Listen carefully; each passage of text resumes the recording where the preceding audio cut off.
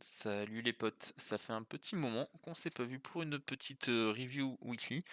On va repartir de la base un petit peu et après on regardera les différents assets, Euro, BTC et le Gold. Et on va commencer par DXY pour voir où on en est et moi ce que je regarde et les questions que je vais me poser dans les prochaines semaines aussi. Donc la dernière fois on était au niveau du high weekly qui caractérisait notre structure pour repasser bullish sur plutôt une période moyen voire long terme. On a eu un double rejet sur cette structure et on a fait une divergence et on a cassé juste en dessous. Donc on a quand même eu 2 genres de clôture en weekly, donc la question qu'on se pose c'est est-ce qu'on confirme ce break et ce shift de structure ou pas?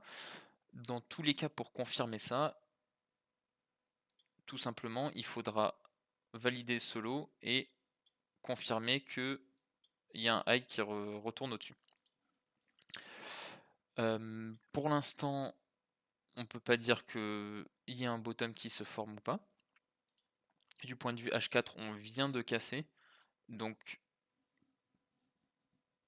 théoriquement, tant qu'on rechange pas cette structure-là, on pourrait continuer de descendre.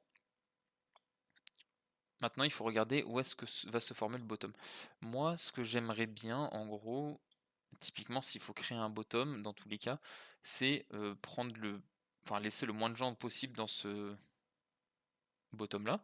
Donc, c'est-à-dire soit reprendre le lot avec une mèche pour les sortir, ou alors prendre un maximum de liquidité. Et donc, on aurait le bottom final à ce moment-là. Qu'est-ce que ça donnerait? Ça donnerait que si on prend une fib, on arriverait dans notre zone basse de TE, et ça serait intéressant à ce moment-là de pouvoir jouer ce move. Sinon, entre, ça peut être que du ping-pong pour chasser des liquidités. Donc, pour l'instant, c'est plutôt bearish de ce point de vue-là, sauf si on arrive à repasser au-dessus du high qui est ici. En interne, je parle. C'est que sur l'interne, on reste quand même bearish de ce point de vue-là, pour le moment. Sauf si on arrive à repasser au-dessus, et dans ce cas-là, faudra voir ce qui se passe. En attendant, moi je pense que sur du moyen terme, on reviendra forcément chercher ça.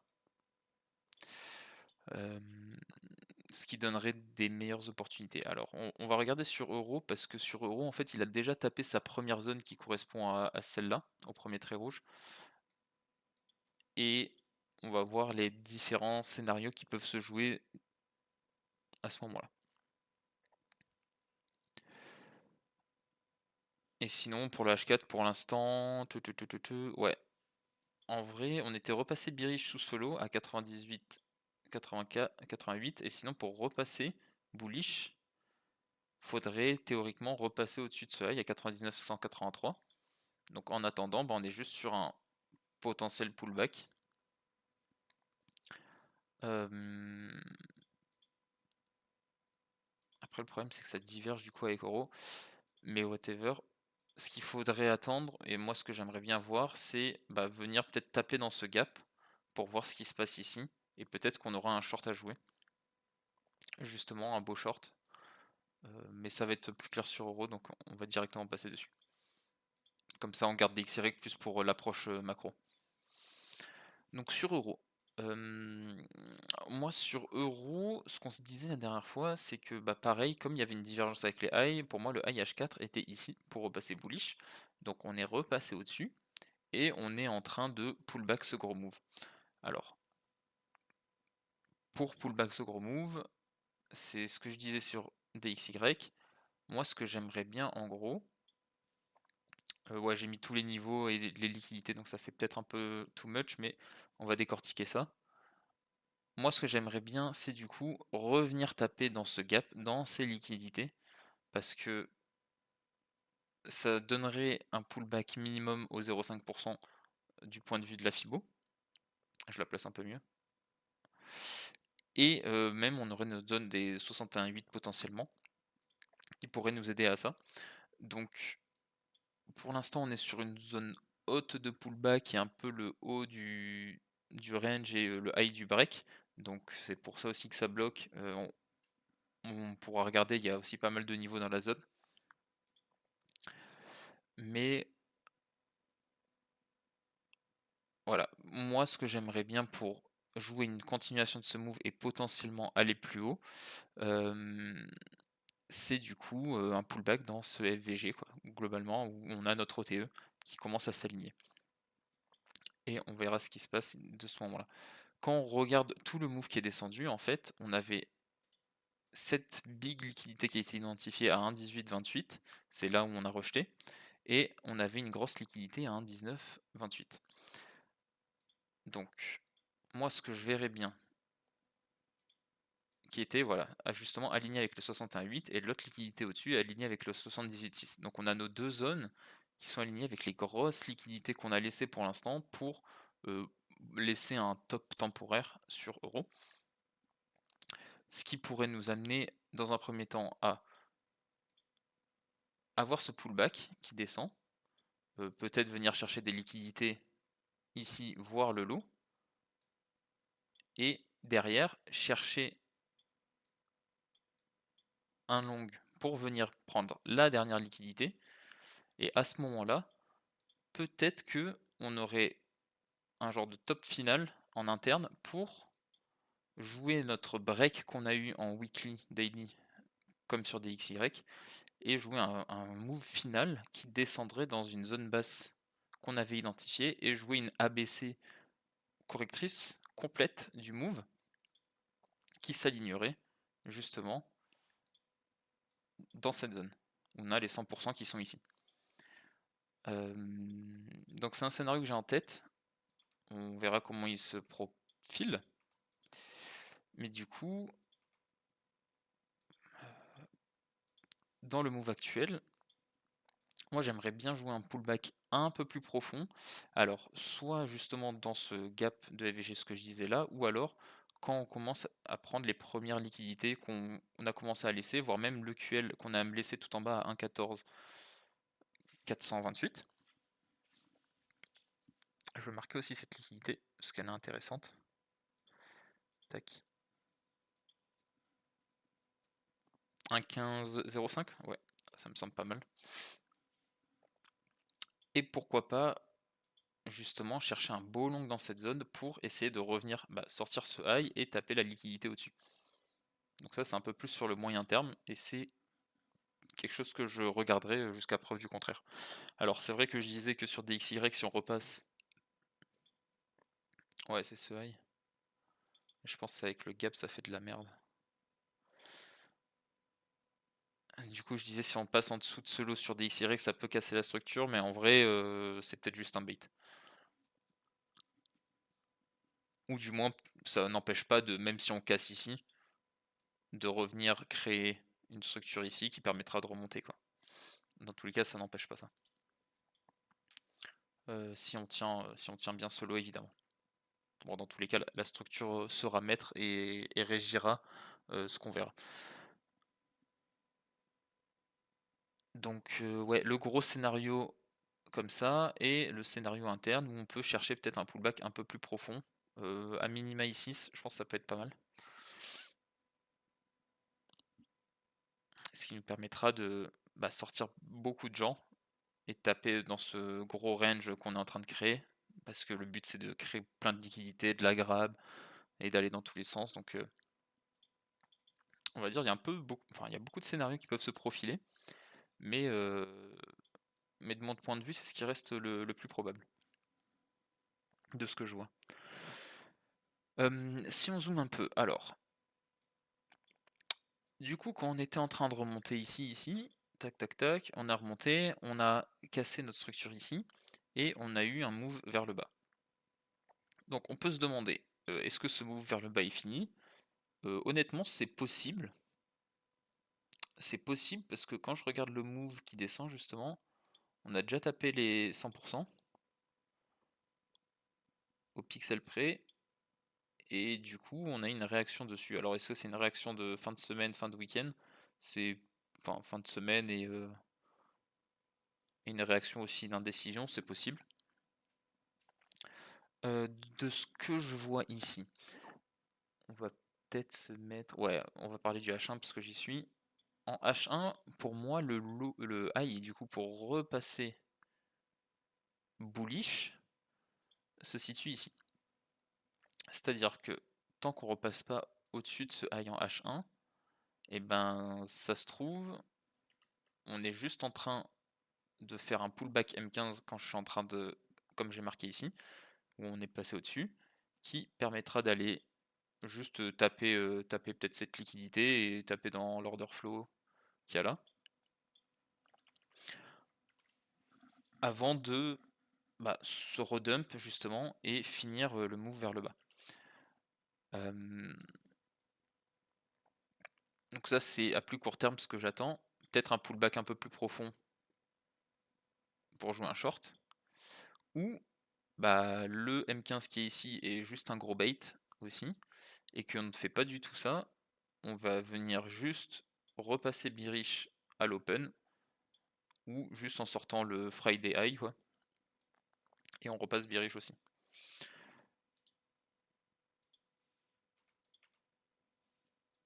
Ça c'est le cas bearish. Et dans ce cas bearish, du coup, on irait faire le pullback plus profond.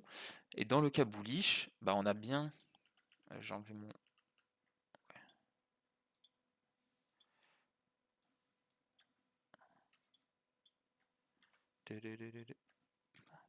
Et merde. Et dans le cas bullish, du coup, le cas bullish, ça veut dire que le M15 est bien ici. Alors, je vais juste voir s'il a fait un pullback ou pas. Il a même pas fait un pullback aux 50%. Le M15 a bien break ici. Du coup, on va se faire un petit pullback comme ça, whatever. Enfin, peut-être un petit pullback ici ou ici. Et on va venir jouer notre move justement pour finir ça. Et après, à voir si ça passe ou si ça casse. En regardant ce high de break.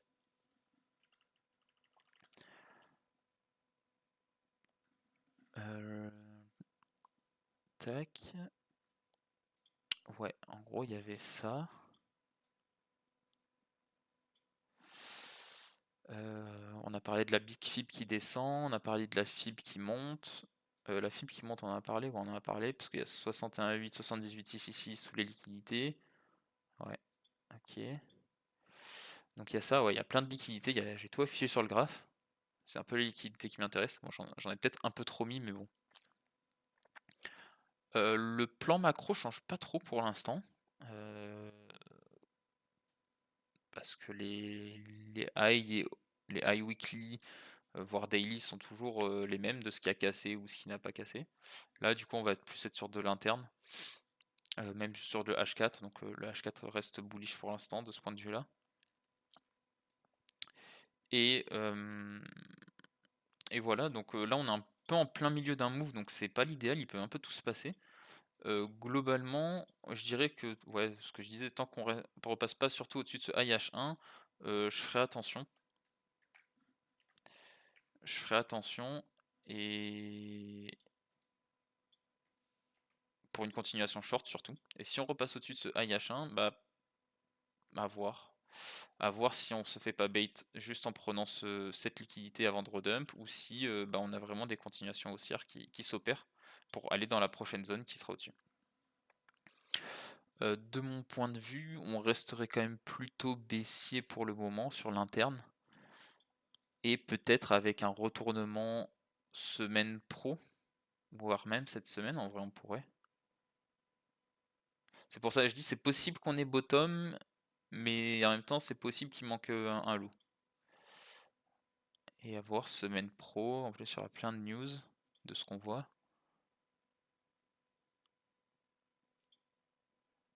Donc à voir.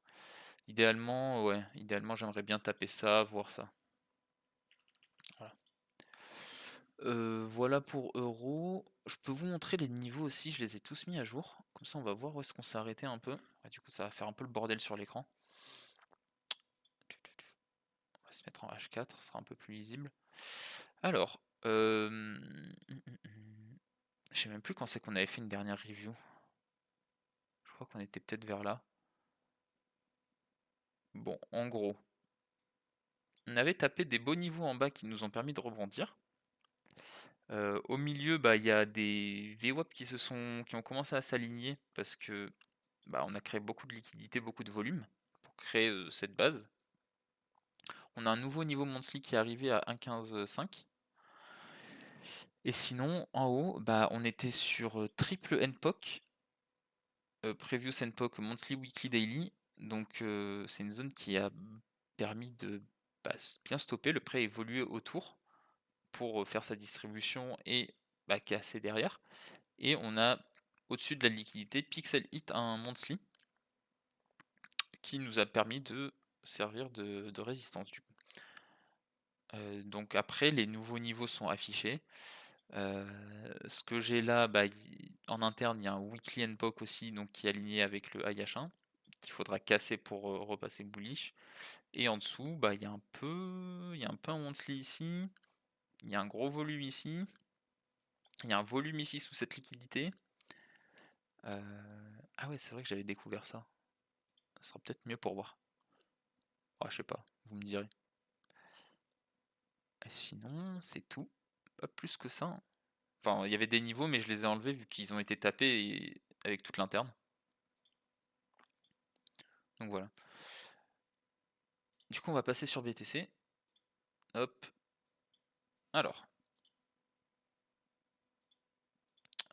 Ouais. Sur BTC. On est, du coup, en train de remonter. Enfin, en train de remonter. On est sur une base plutôt moche qui remonte. Pour moi, c'est toujours une vague correctrice. Je vais mettre ouais, en daily pour l'instant. Pour moi, c'est toujours une vague correctrice. On est venu faire notre ABC qui remonte. On est au 100, 123. On a bien réagi à chaque fois au 100%, au 123. Problème, c'est que bah, dans le pullback ici, on n'a pas fini le move parce qu'il respecte ses structures internes. Quand je regarde que je pose ma fibre, on a réagi au 61,8 et même juste sur le dernier move qui monte, on était au 78,6. On est venu juste prendre les liquidités tout simplement en venant taper ça. On a pixel hit ça et bah, on respecte une structure, un semblant de structure interne qui remonte quoi. Donc j'ai marqué pour l'instant le low H4 qui je pense est protégé et que tant qu'on passe pas dessous là, de ce point de vue là on resterait bullish. Alors on a tapé une liquidité dans un FVG daily ici qui était une grosse liquidité aussi parce qu'on a réagi instant dessus.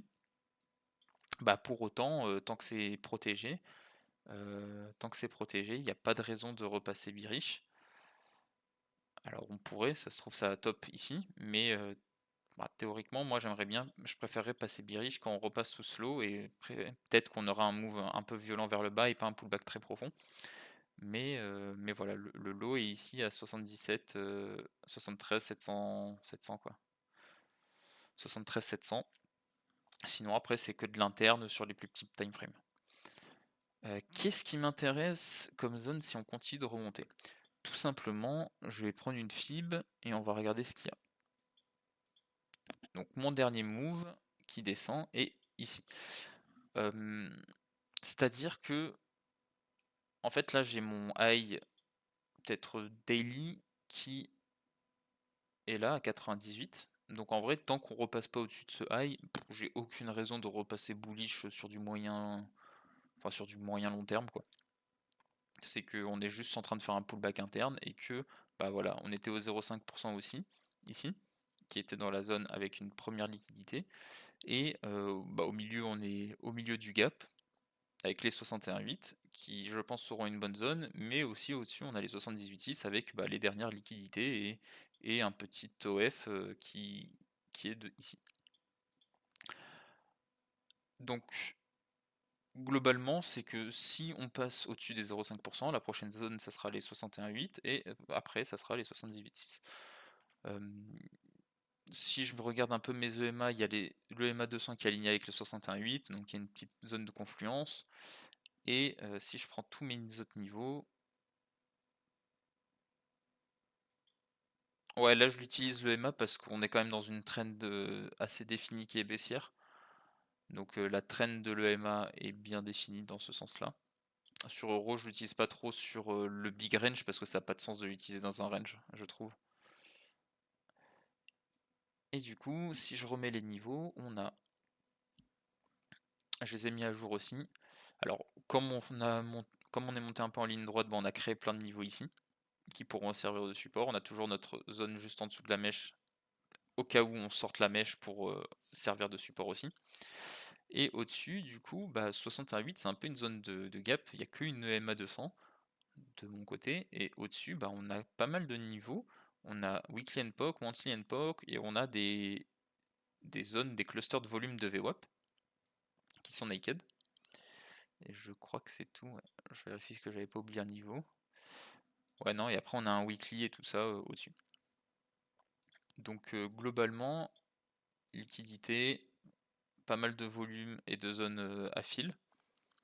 Et en vrai, c'est possible qu'on y monte. Je vois quand même pas mal de gens qui sont assez bearish et qui veulent shorter ça. Pour moi, là, le seul moyen de short, c'est soit on fait que des SFP sur SFP, donc que des mèches sur les tops, un peu comme on avait fait ici, et on fait que sortir par des mèches, et ça pourra présager un short. Au cas où il y a une petite structure interne qui casse en H1, M15. Ou alors, le point de vue safe, c'est on casse ce lot H4 ou on réintègre ce genre de range qui correspond du coup au lot H4. Et c'est pour ça que je doute qu'il y a un pullback. Je vais mettre une zone plutôt, ça sera peut-être plus parlant. Si je le prends de là.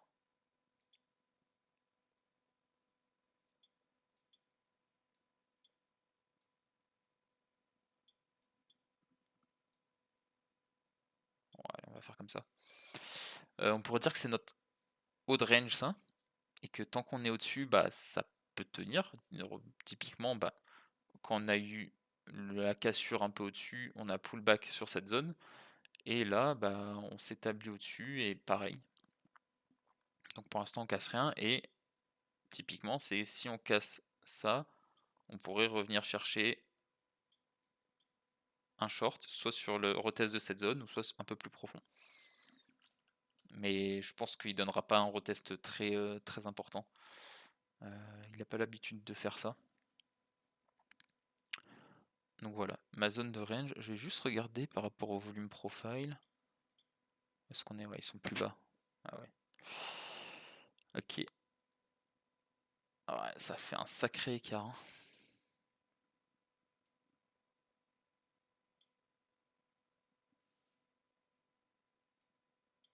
Hein. Bon, on va voir comment ça évolue. Je vais pas trop le prendre en considération. Et dans tous les cas, c'est toujours pareil. C'est au moment où on va casser ce lot, on ira certainement chercher toutes ces liquidités qu'on a laissées. Oh, il y a peut-être une trendline en plus. En vrai. Avec une trendline de liquidité. Voilà. En vrai. En vrai, simple, hein. Tant que ça tient, il n'y a pas de raison. On n'a qu'à se dire ça. Ça sera plus simple aussi. Mais ouais, du coup, casser cette trendline et repasser sous solo H4. Et là, je pense qu'on aurait des belles confirmations pour venir sortir tout ça et la mèche. Et après, à voir. Mon point de vue, de toute façon, sur la macro, vous l'avez. Je pense qu'on n'ira pas plus bas, ou enfin, du moins que ce lot va sauter. Mais voilà, est-ce que ça va se faire ici parce qu'on a déjà tapé la liquidité? Est-ce que ça va se faire un peu plus haut? C'est vrai que bah, typiquement on a une zone ici au 61,8. On va l'affiner un peu.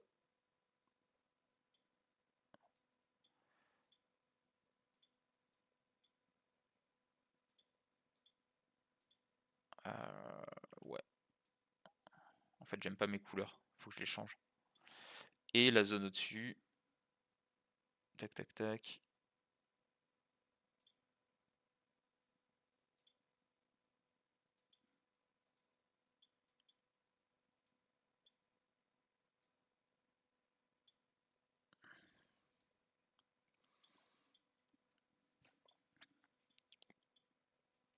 À regarder ce qui se passe. Mais peut-être un short bientôt. C'est quoi, il y a un canal qui monte, c'est ça? Ah ouais. Ok, bah ouais, en vrai, tant qu'on est dans le canal, ça longue, mais là, on a déjà fait 1, 2, 3, ouais, 4, 5, 6, 7. Ça va pas tenir très longtemps ce truc, je pense. Donc voilà, à surveiller. Je pense que c'est l'analyse la plus simple qu'on peut faire actuellement. Et il y aura sûrement un big short après en interne. Ouais, ça devient vite du bruit sur BTC, j'aime pas trop. Enfin, tant que ça tient, il y a des longues peut-être à les prendre, mais bon, on commence déjà à diverger. On a tapé ça, ouais. On va passer sur le gold, hein. Ça sera. Au moins vous avez les niveaux et vous attendez, vous avez ce que j'attends pour chercher potentiellement un short. Le gold, bah au final le gold il ressemble un peu à BTC mais en avance de phase, je dirais. Donc sur la macro, le gold avait fait son big move vers le bas, ce qu'on avait vu, donc une ABC qui descend où on a tapé les 100%. Et typiquement, alors, ouais, moi j'attendais du coup à ce qu'on repasse au-dessus de ce high pour repasser bullish. Bon, il fait un peu un truc dégueulasse et il y avait quand même, je pense, un long à prendre sur la réintégration de ce niveau-là, à 4400, qui était une grosse liquidité qu'on a prise. Maintenant qu'on est passé au-dessus de ça, bah en fait on a recassé. Donc on monte, pullback. Là on fait un high, tac. Ouais. Et on n'a pas tapé ce lot. Attends, je regarde juste. Ouais, je l'ai pas analysé à fond, mais moi ce que j'avais vu c'est que là il y avait une trendline de liquidité qu'on a cassé et on a bien pullback. Alors en interne, ouais, le problème c'est que c'est une mèche, on a cassé. En interne, moi je partais du principe que ce lot avait été break. En H1 du coup aussi à nouveau. Donc c'est juste un lot interne par rapport à ce gros high. Et que, alors j'ai deux scénarios sur le gold. En fait, je vais surtout vous parler de mes scénarios. C'est que soit bah, on a bien cassé ici. Attends, je vais remettre ça. Soit on a bien cassé ici. Et on est parti pour retracer bah, tout ce qu'on a créé ici. Parce que, comme vous savez, quand on fait des mèches comme ça, souvent on vient les refiler et c'est très rare de bottom sur des trucs comme ça. Donc, dans le cas où on a cassé ici, bah, on est parti pour aller chercher ces liquidités à minima. Donc au moins les liquidités internes, voire le lot qui est juste en dessous.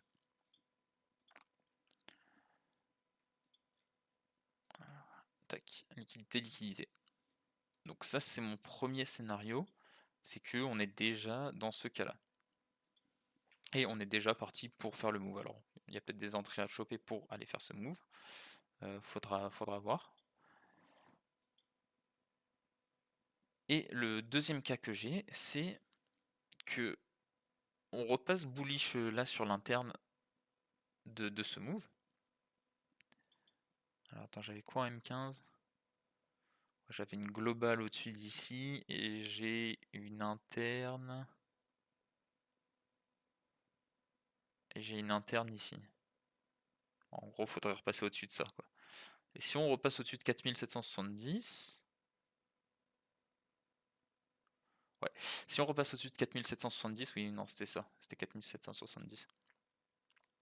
Bah, peut-être qu'on peut repasser bullish et dans ce cas, on pourrait aller faire un dernier high. On pourrait aller faire un dernier high parce que dans mon plan macro, j'avais pour idée qu'on pouvait revenir jusqu'ici pour taper tout ça. Et peut-être que du coup, si on repasse bullish sur ça, bah, on ira chercher ça avant potentiellement de redump. C'est là, dès qu'on aurait sorti tout ça, bah, en vrai il reste plus grand chose. Alors il y en a au-dessus, on l'avait vu la dernière fois, il y en reste quelques-unes au-dessus.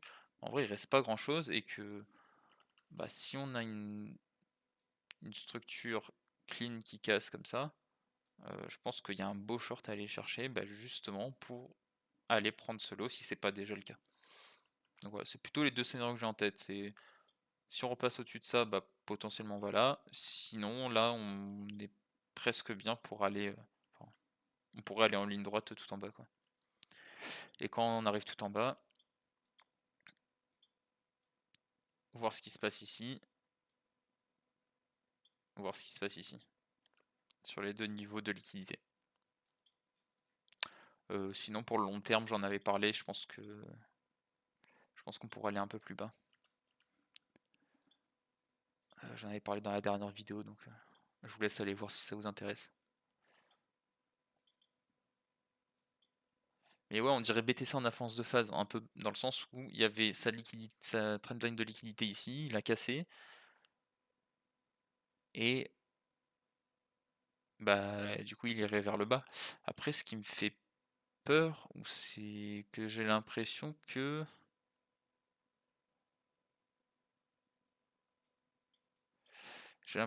mon lot protégé, ça serait plutôt lui.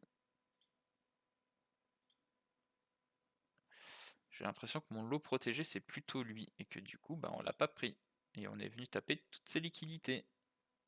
C'est pour ça que si on repasse bullish, c'est possible qu'on aille plus haut. Et ça irait dans le scénario de euro. Ouais, il faudrait que euro aille plus bas avant pour qu'il soit synchro. Ouais, je sais pas. Bon, après, ils sont pas tout le temps en corrélation exacte, mais.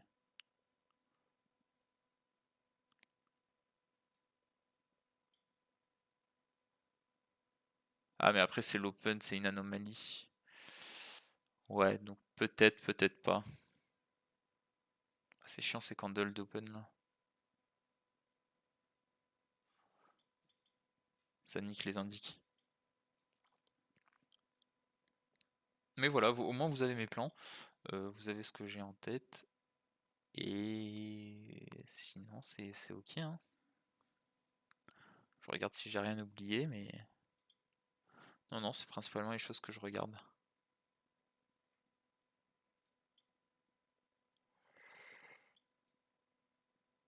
Voilà, sur ce, bah, si vous avez des questions, n'hésitez pas, dans tous les cas. Et, et on se capte. À plus. Bon dimanche.